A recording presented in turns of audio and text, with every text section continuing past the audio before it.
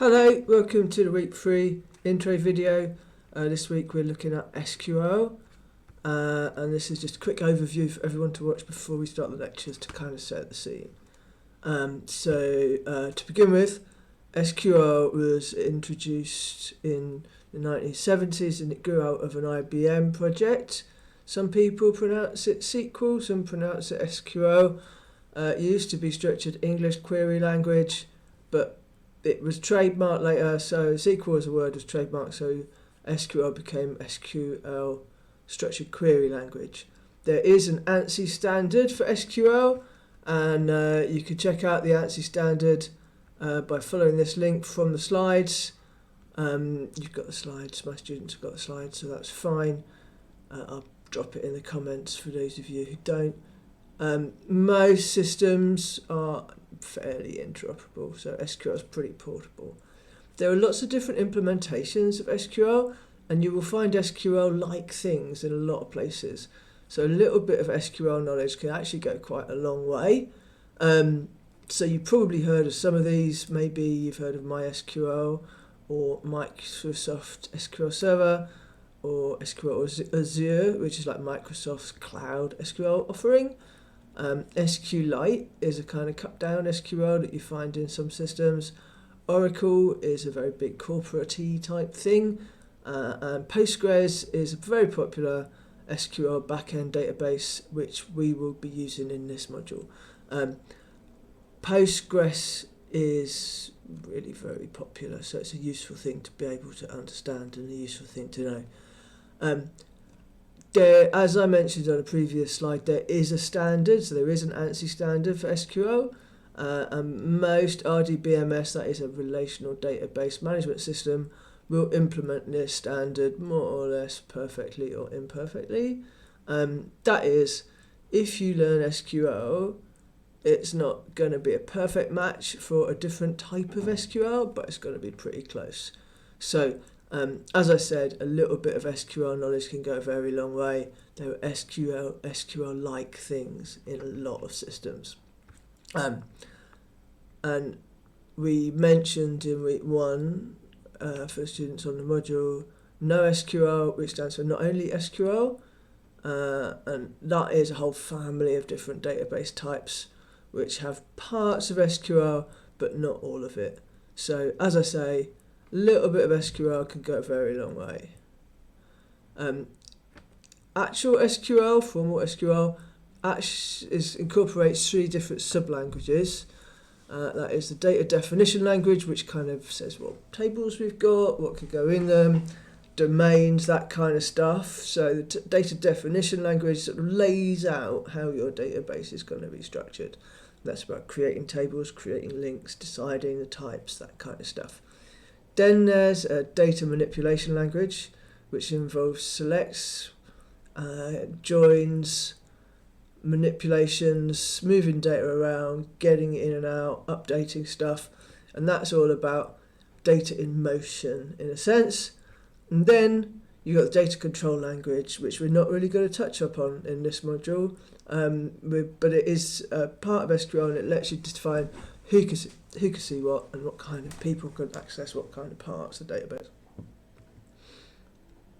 SQL is a practical implementation of a database theoretic model. So the relational model, which is what we've been looking at thus far, is a theoretical database model, and we've talked about a relation being a collection of tuples, and tuples having attributes, and the tuples are unordered, and all of the elements in a tuple are atomic, and the relation is unordered, and it's a set, and so on and so on.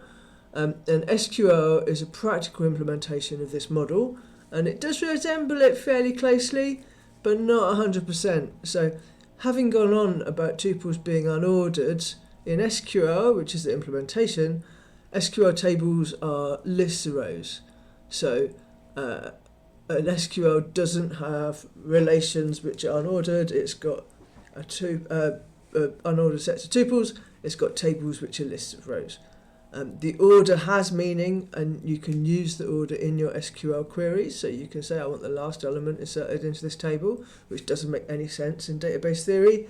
Also in SQL, you can have nulls, and nulls are things that don't exist. So nulls are values that are missing.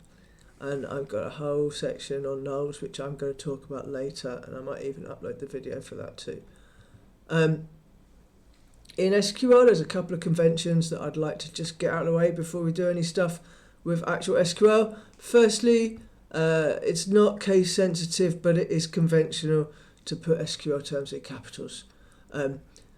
This makes them stand out, makes it clear what's going on. We'll do this in the slides, I'll do this in the other material. Sometimes I'll forget if I'm coding live, but generally speaking, for SQL, we like to put things that are SQL commands in all capitals. Table names and attribute names in SQL are case sensitive, so you have to think about the case for things like table names and so on. If you're looking at strings in SQL, they're surrounded by single quotes. So this is a string in SQL.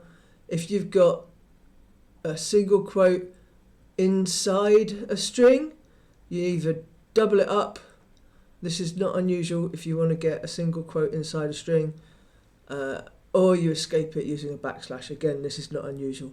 This idiom, where if you want to have a special character considered to be the character rather than the function that that special character takes, in programming languages we'll quite often use either doubling up the character or escaping it with a backslash. If you need to represent the empty string, you represent it with just two single quotes. Some systems, for example MySQL, will let you use double quotes instead. This is naughty, this is not ANSI standard, but it'll work in some systems. I'm going to finish up with a strong recommendation, which is that learning SQL is useful and lectures are not the best way to teach this kind of stuff. So whilst I've got this video giving you an intro, there's going to be a couple of lectures on how these things fit together, delivered in person in the lectures this week.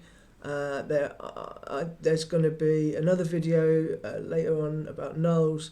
However, watching a video is not the best way to learn SQL. Nothing will compare to actually using it. So you've got access to an SQL database. My students have got access to an SQL database. Anyone can install Postgres. Have a go, have a play. Also, Code Academy's SQL course is pretty good and it's free. You have to sign up, but you don't have to pay.